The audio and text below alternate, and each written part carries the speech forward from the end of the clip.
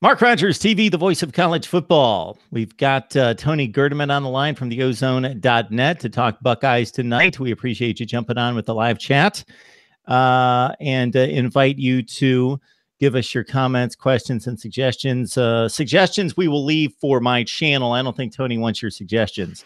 He will welcome your comments and your questions, though. Please subscribe to my YouTube channel for the very best in college football coverage across the board. And of course, the focus on Ohio State here with Tony, who has recently posted a couple excellent articles dealing with Isaiah Prince and some of the adversity that he's fought through during his Buckeye career, and also Master Teague and the potential that he brings to campus. Tony, how you doing tonight? Doing very well. Thank you for having me.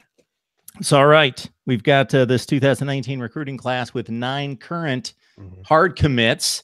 The latest of which is the 5th-rated wide receiver in the country, according to 247's composite, in Garrett Wilson from Austin, Texas. So what do we know about Mr. Wilson?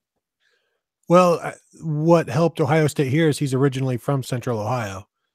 So he's a Columbus kid, and is also the teammate of current Ohio State freshman quarterback Matthew Baldwin. So there's a connection there as well. But he's just a dynamic playmaker, about 6 foot, 185. I think he measured in at the opening this weekend about 6'1.5" and 191 actually. So projects as an outside receiver, pretty fast. I think he ran about a 4.61, but he looks faster than that. Just a guy who can go deep or take the underneath stuff, and is exactly the kind of weapon that Ohio State is looking for outside. So we're talking about a recruiting class that's going to be signed here in about 5 to 6 months, if it's a December class. And then, of course, the traditional signing class there in February. And what we saw out of the major powers, and specifically Ohio State, was signing roughly 80% of those players in December, if not more. So these guys are going to be on the dotted line soon, but there's going to be all sorts of conjecture and a number of teams and programs that are going to come after these guys in the meantime. So right now, Tony, we've got 9 commits. It seemed as though the Buckeyes were a little bit slow out of the gate, but never to fear. Right now, second in the Big Ten, probably will finish with the #1 class in the conference, top 10 in the country. What jumps out to you? Who do you like? Who do you possibly see coming into the fold soon? Well, the big one in that group is Garrett Wilson. He's the highest rated guy. I think he's maybe he could play right away. As far as they've got a couple of running backs that they like, Samson James out of Indiana, and then you've got Steele Chambers, who could be a linebacker, running back, and they'll figure out where he stands. Once they get him on campus. But this is a class that's not even half full. They expected it to pick up around spring football, which is when things, do when you get the unofficials and now the official visits in the springtime. And, now you're going to be getting into next month is summer camps, which brings more visits, more commitments. Right. I think the guy they're waiting on right now is Texas quarterback Grant Gunnell at St. Pius. And he is going to probably commit to his school in June, be it OSU or LSU, maybe one of the Texas schools. But it's interesting because they've started to hand out other offers to quarterbacks, and they're talking to other quarterbacks. They don't necessarily want to put all of their eggs in that basket because that's burned them in the past. We got Tony Gerdeman on the line from the ozone.net. Got to join him right there for just in-depth coverage on Ohio State football. The podcasts are available there as well. Tony, I believe, correct me if I'm wrong, if I'm mixing a podcast, but you've got a Michigan Monday feature, correct?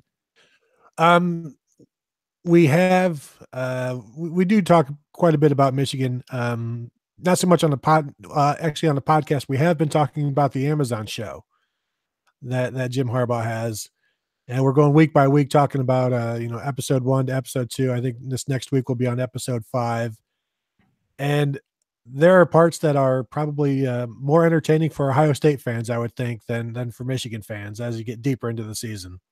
Tony, I'm going to give myself a little pat on the back. Well, it's really not a pat on the back, a little pub here, I guess, because I don't know what I did to deserve this. But they contacted me. I don't even remember what is the name of the documentary, the Michigan documentary that you're.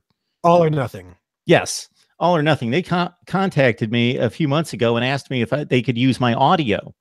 And I just thought that this was some two-bit outfit, some college kids or something. And I said, sure. And they sent me a waiver, a disclaimer, and the whole deal. And I signed it. And now I've got all sorts of people letting me know that they've heard my voice on the intro of this documentary. And I have yet to hear it myself. But just interesting there. So I'm guessing that, and we're going to steer back to the Buckeyes here very quickly, but what was the feel amongst you and the rest of the staff concerning the Shea Patterson ruled eligibility by the NCAA? I was happy that he got his eligibility. I think it's good for him. It's good for Michigan, good for the Big Ten. I know I don't think Buckeye fans are too happy about it, simply because they don't ever want anything good to happen to Michigan. But there's some people talk about the can of worms or the bad precedent, but I think it's a good thing. And I don't know if I buy the fact that he was unaware or misled by Ole Miss, because I'm not sure at that time frame if you could ever be misled by something Ole Miss is telling you. I think if you're misled, you're willingly misled. In terms of the NCAA is not going to hammer us or do this or that. I think everybody was expecting that. And, but still, I want to see what he can do in this offense, in the Michigan offense, with those wide receivers, those running backs, and an improved offensive line with Ed Warner. I typically don't like to conjecture, but it's almost as though the NCAA was basically ruling that we've told Ole Miss and we've told College Football Nation that those transgressions are awful. Therefore, we've got to back that up. We don't necessarily know if he had a great case to gain his eligibility and the immediate transfer, but we need to continue to hammer home the point that we made originally, that what Ole Miss did was awful, and let's try to deter anyone else from doing such a thing. All right, Tony, we've got a number of questions and comments coming. I almost want to steer you away from the first one, and I'll take this on because we've got Big Poppy JT. He's a regular viewer who says Ohio State's overrated, has the most talent in the country, and always flops. Flops, we could go year by year and certainly explain what happened, I think, with the team. Of course, the Urban Meyer era being separated from before that, but 2012, you win all your games, and what else can you do there? You're paying the price for probation. 2013, you win 12 straight. You go to a Big Ten championship game. You lose to a really good Michigan State team that wins the Rose Bowl and finishes in the top 3 or 4 in the nation. 2014, what else can you do? You win it all in dramatic, incredible fashion. 2015, I will separate, Tony, 2015 as being a disappointment in regards to the results, because no opportunity was given to win a national championship. But basically, if you look at Alabama's season and Ohio State season in 2015, it was the same season exactly, except Alabama got a mulligan because Ole Miss helped them out by losing another game, giving them the pathway to the SEC title, and Michigan State won out and didn't allow Ohio State the same thing. Youngest team in FBS in 2016 gets to the playoff. Yes, there was the one horrible disappointment, but they beat some really good teams in 2016. 2017, yes, the Iowa game, people will beat the program up and Urban Meyer up for, but beat a lot of good teams again and finished in the top 5 of the nation. I'm thinking flops a little heavy here, Tony. I think a lot of teams would take those flops, to reach those heights. It's rare air, and the expectations maybe haven't been met because the expectations are so high. But there are Big Ten titles. To hold teams to I guess Alabama's expectation is fine, but you have to give them Alabama's breaks too. And Alabama is the only one who gets those breaks and gets those gets the benefit of every doubt. Yeah, and they did this past year. There's no question about it. I thought Ohio State had the better resume in the conference championship, but I understand the argument of best team, even though we Mhm. don't know who the best team is. I'm more of a resume guy and thought Ohio State had the resume with the wins in the conference championship. All right, we have people clamoring for a quarterback, a couple pot shots at previous quarterbacks like Terrell Pryor, Troy Smith, and others that weren't necessarily quarterbacks, according to a few of the people commenting here and talking about Urban Meyer and others looking at the quarterback position as a place to put the best athlete on the field. Well, they have done that before. Braxton Miller was one of the best athletes in the nation, but he did some really incredible things at Ohio State. JT Barrett is only a quarterback. I don't know why people consider him an athlete. He can't. He's not a running back. He's not a wide receiver. I mean, Terrell Pryor is one of the greatest athletes in college football history, and wanted to be a quarterback. He could have played defensive end. He could have played safety. He could have done all of these different things, but he wanted to be a quarterback. Troy Smith won a Heisman, so I'm not sure I understand. We're talking about Ohio State. We're not talking about the NFL. And so, Absolutely. with Braxton Miller, the shoulder injury took him out. JT Barrett owns tons of records, Big Ten records, Ohio State records. Now you're looking at two guys in Joe Burrow and Dwayne Haskins, who I guess maybe fit the profile more that people would consider quarterbacks. Even though you look at the Big Ten record books, and there's plenty of Buckeyes in that quarterback conversation. They just don't extend it into the NFL. And that is something that I believe irks Urban Meyer because they can't use it as a recruiting tool. And so that's sort of the next step in, being DBU, being wide receiver U, being this U, that U. They have no claim to the quarterback position.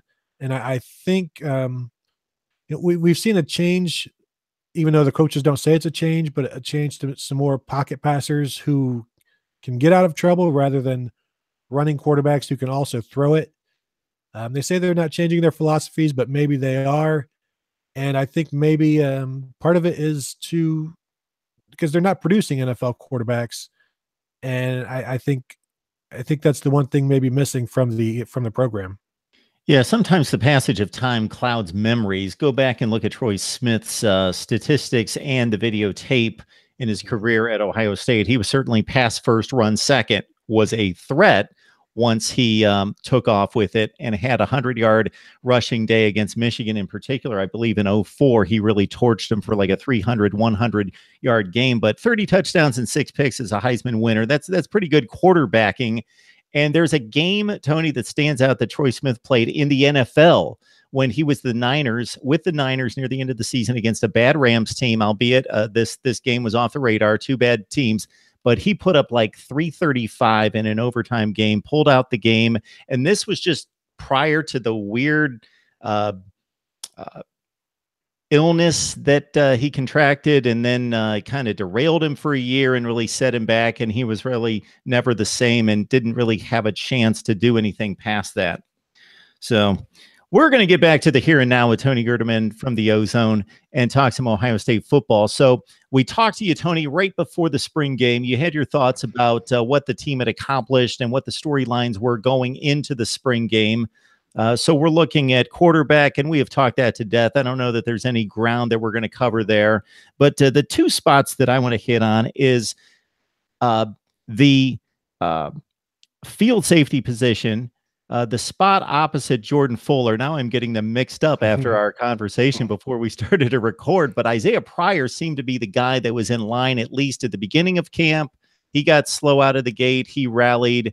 Do you have a feel for where we stand and what players are in the mix? Yeah, I mean, that entire situation, because the field safety plays the wide side of the field, the boundary plays the short side, but they switched towards maybe the first week or two into in the spring camp. So Jordan Fuller is now the field safety after playing boundary safety last year. So some musical chairs going in there. Isaiah Pryor went into the spring thinking he was going to, compete for the field safety. And that's what he had planned for. And then, they get switched. So it sort of took him a little while, and it's still taking him a little while to become the boundary safety, the deep safety that they need. Now, he's plenty athletic enough. He can cover ground. He's fast, but he didn't take the job over like they wanted. So he's still competing with Jocelyn Wint and Brendan White, who are two sophomores like he is. Got a freshman coming in, Josh Proctor, one of the top safeties in the nation out of Oklahoma. So he might get involved there as well. I don't think he would win the job, but they've had freshman safeties in the two deep the past few years. Isaiah Pryor was one. Jordan Fuller was one. But I still think Isaiah Pryor is going to win that job because he is the type of player they want at that position. He's similar to Jordan Fuller, who was there last year, similar to Malik Hooker in terms of athleticism. I don't like to throw that name around there because it's when you say that puts some expectations that nobody can meet. But he has that athleticism and maybe some of that range as well. Tony, we've got a few viewers asking in the secondary, staying right there, asking about your thoughts about Jeffrey Okudah and Sean Wade. Yeah, I really, really like Wade. He's redshirt freshman, couldn't play last year because he had an abdominal tear, which he actually played through at times during the spring and summer, but he wasn't able to go. He's probably the fourth cornerback right now, and I don't know that they're going to rotate four. They may. It might go more than the three that they're planning on. Jeff Okudah he was out this spring with a shoulder surgery, but he has established himself based on last year as one of the top three corners. So he will rotate and basically be considered a starter with Damon Arnett and Kendall Sheffield. They've had a three-man rotation each of the previous 2 years. They're going to continue that. And Jeff Okudah is in line to be the next big thing at corner. This year it's probably going to be Kendall Sheffield. His name is already appearing on mock drafts and first rounds and top 20s and those things. He owns he ran track this spring, owns, and set the 60-meter record at OSU. So that's the guy to watch this year. But Jeff Okudah, I have yet to talk to anybody at Ohio State who does not have the utmost confidence that he is going to be very special. Subscribe to my YouTube channel for the very best in college football coverage with top media contributors like Tony Gerdeman from the Ozone, and you got to join him right there, theozone.net, for Ohio State football coverage. All right. I know that they play different positions, so I hate to group all the wide receivers together, but this group frustrates me, intrigues me, all of the above. They put up some numbers last year, more so than they had the previous couple years. But I guess I'm just measuring them against the Michael Thomas, Jalen Marshall group of 2014 and 15 and how productive those guys were. And I just don't see that kind of playmaking ability and outfighting the defenders consistently for the football. Sure, they're making plays, but of course, just KJ Hill, one of the more productive guys. But what would be your pecking order? We're talking like 6, 8 guys. There's just so many of them. Yeah, the pecking order is interesting because Zach Smith, receivers coach, really considers their top 6 as 6 starters. They've got 2 X's, 2 H's, and 2 Z's, and those guys rotate constantly. So when you look at their numbers, they're going to be maybe like half of what they should as starters be. So you almost have to combine, like Benjamin Victor and Austin Mack at X, and then you'd have maybe 40 catches, 10 touchdowns, 700 yards. Same thing at Z with Terry McLaurin and Johnny Dixon. And Paris Campbell and KJ Hill were 1 and 2 on the team in catches last year, putting up similar numbers to Curtis Samuel in 2016. So there is that. There is the production, but it's not as consistent as you would like because there is Benjamin Victor has his head drops. Paris Campbell is not the deep threat that he should be because he has issues with his hands. KJ Hill is not the explosive guy like Paris Campbell. He's more of just a possession guy over the middle, slot guy who I don't even think he averaged 10 yards a catch last year. So that gives you an idea of what he does, but he's very reliable. They like him. But they need that. They don't have Devin Smith, the guy who can stretch the field. And Terry McLaurin has the speed, doesn't have the consistency yet. Johnny Dixon has some explosive plays in him. The thing with you look at all of their game logs, and anybody on that list can go 3 or 4 games without a catch. And so that's the issue that I have with the group, where yeah, they might be rotating, but they should still be getting, even if they're rotating, get 2 or 3 catches a game and produce something. So you can have Johnny Dixon go 5 or 6 games without a catch. Benjamin Victor only a few catches in Big Ten play. So I need to see more consistency every week from those guys. Yeah, so Devin Smith was the name that I held back in my back pocket that I was going to throw out there. That's the guy that they really haven't replaced. For as good as Michael Thomas was and now is in the NFL, just having a remarkable first 2 years in the NFL, I think by some measurements, the greatest start in the history of the NFL in terms of yards and catches combined. And then Jalen Marshall was productive and left a year early, probably shouldn't have. But yeah, Devin Smith, what he contributed to this offense just can't be discounted in any way. I think outside of Buckeye Nation, maybe one of the more underrated players, superstar players in recent history of college football, just devastating what he did in a limited number of catches, devastating catches in big games. And Cardale Jones gets a lot of credit for that 2014 postseason run, but it was Devin Smith making catches on 50-50 balls, especially against Wisconsin, that sort of set the tone and got this momentum going. And yeah, that's a guy that they haven't been able to replace. But in 2014, the coaches were telling us this is the best deep ball receiver they've ever had. So it's going to be hard to replace that guy. What they need is just a good deep ball catcher. They don't need the best of all time. They would settle for a good one. And that's what they need from Terry McLaurin, a 5th-year senior, Johnny Dixon, a 5th-year senior, Paris Campbell, 5th-year senior. It's time for those guys to become fully developed and produce where they've been lacking. We've got a comparison here on the chat. Tony Gerdeman is joining us from the ozone.net, and please join him right there. Tony, CJ Saunders, comparison to Hunter Renfrow. Well, there are physical similarities. But CJ Saunders he's the 3rd H-back for Ohio State, just a slot receiver.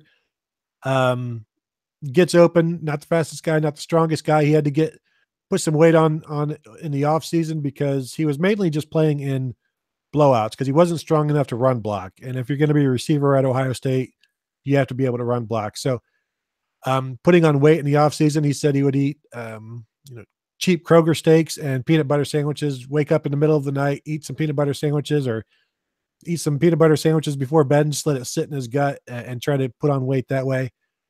But he's a guy who started as a corner at Ohio State. And like I said, still a walk-on. He may be, if they end up having an available scholarship, he might be able to be on scholarship this season. Gets open, catches the ball, but you're not going to get in front of Paris Campbell or KJ Hill or even DeMario McCall. It's going to be tough. That's a 3rd guy we're not even talking about, DeMario McCall, who's a dynamic running back who moved to H.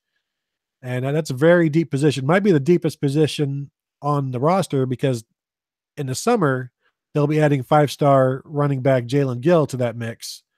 So it's a pretty good group.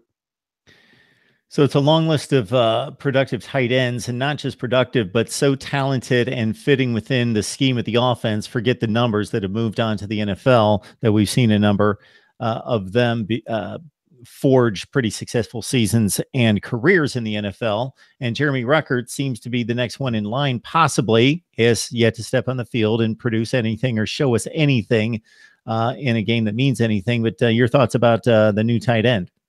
Well, when Urban Meyer says he's the best tight end he's ever scouted or recruited, your ears are gonna perk up.